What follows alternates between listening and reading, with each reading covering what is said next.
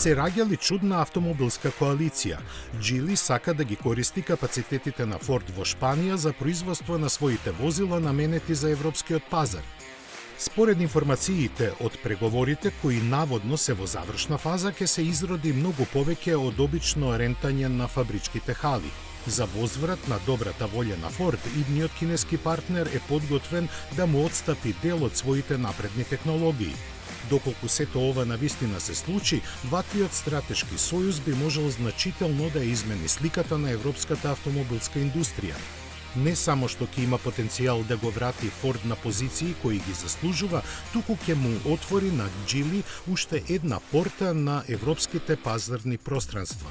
Да подсетиме, кинеската компанија која ги поседува Volvo, Lotus и лондонски такси, веќе соработува со Renault и има акции во Mercedes и Aston Martin. Ford пак покрај со Volkswagen најави и серија нови заеднички модели со Renault.